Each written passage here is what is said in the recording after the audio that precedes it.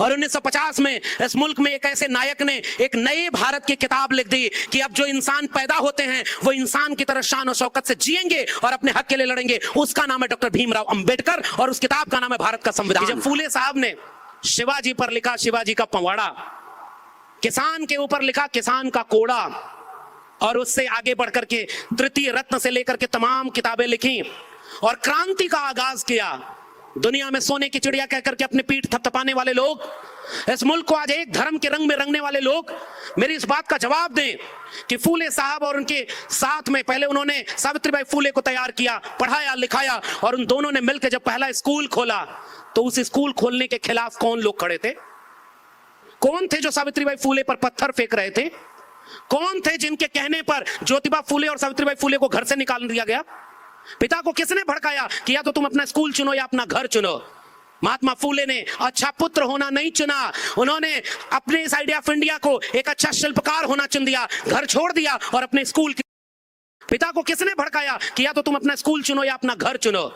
महात्मा फूले ने अच्छा पुत्र होना नहीं चुना, उन्होंने अपने इस आइडिया ऑफ इंडिया को एक अच्छा शिल्पकार होना चुन दिया, घर छोड़ दिया और अपने स्कूल की लड़ाई को आगे बढ़ाया। वो है आइडिया ऑफ इंडिया का सबसे महत्वपूर्ण अध्याय। और अगर वो स्कूल न खुला होता, अगर वो पत्थर सावित्रीबाई फूले ने न सहा होता, तो आज हम जैसे लाखों लाख नौजवान इस मुल्क के निजाम के सामने खड़े होकर आंख में आंख मिलाकर ये नहीं कह रहे होते कि इस वक्त के निजाम और हुक्मरान बिरसा, फूले, अंबेडकर, पेरियार के सपनों का भारत नहीं बनने देना चाहते। हमारे पुरखे लायक थे, इसलिए हम यहां खड़े हैं। और फूले साहब को याद करते हुए मैं अपने विषय ओबीसी पर आ रहा हूं और मैंने यही पहली बात की, घर घर अपने बच्चों को इस आइडिया ऑफ इंडिया को पढ़ाइए। क्यों फूले साहब को यह जातिगत अपमान झेलना पड़ा? क्यों छत्रपति शाहू जी महाराज को इस मुल्क में नायक नहीं माना गया? आप लोग जानते हैं, कुछ नाम मैं ले रहा हूं। लाला लाजपत राय, आप जानते हैं ना? बाल गंगाधर तिलक, लाला लाजपत राय, मदन मोहन मालवीय, ये सारे लोग जो अपने दिल में एक आरएसएस वाले हिंदू को रखते थे, उन सब को इतिहास की किताबों में पढ़ाया गया कि वो राष्ट्र नायक हैं। और इस देश में फूले, अंबेडकर, पेरियार को बहुत वक्त तक तो सिलेबस में नहीं पढ़ाया गया। जो असली राष्ट्र नायक थे, उनके दिल में तो एक धार्मिक चीज चल रही थी। और तब मैं आपसे पूछता हूं कि इस देश के नौजवानों को क्यों नहीं बताया गया कि इस देश की पहली जाति जनगणना कराने वाले और आरक्षण लागू करने वाले शख्स का नाम था छत्रपति शाहू जी महाराज। छत्रपति शाहू जी महाराज ने कोल्हापुर के अपने दरबार में जब जाति जनगणना कराई और पाया कि 70-75 उच्च पदों में से 65 पर केवल ब्राह्मण काबिज है। महाराष्ट्र के लोगों, हमसे बेहतर आप जानते होंगे। और मध्यवर्गीय पदों पर दरबार में 50 में से 45 केवल ब्राह्मण काबिज थे। तो उन्होंने पता लगाया कि भाई इनकी आबादी मेरे दरबार में कितनी है। पता चला 3-4% से ज्यादा नहीं।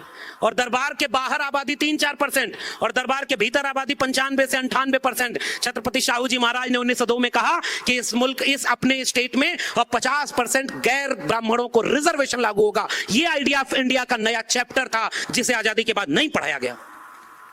और तब मैं आ रहा हूं कि इस आधी आबादी की बात क्यों? क्योंकि ओबीसी समाज के लोगों को भी ये इतिहास नहीं पढ़ाया गया कि फूले साहब ने क्यों ये बात लिखी कि गुलामगिरी से, गुलामों को गुलामी से मुक्ति, जब तक पाखंड और अंधविश्वास से मुक्ति नहीं होगी तब तक बराबरी का भारत नहीं बनेगा। और शाहू जी महाराज ने बराबरी का भारत बनाने के लिए अपना काम किया। और तीसरा वो चैप्टर आता है डॉक्टर भीमराव अंबेडकर का। आजादी के बाद इस मुल्क में, आजादी के पहले तक लाखों करोड़ों लोग पैदा हुए होंगे, मर गए होंगे।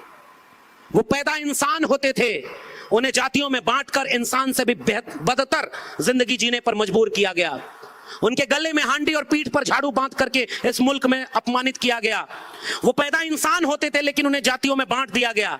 वो पैदा इंसान होते थे लेकिन उनके भगवानों को भी उनसे दूर कर दिया गया। वो पैदा इंसान होते थे लेकिन उनको धन संपत्ति और हिस्सेदारी से दूर कर दिया गया।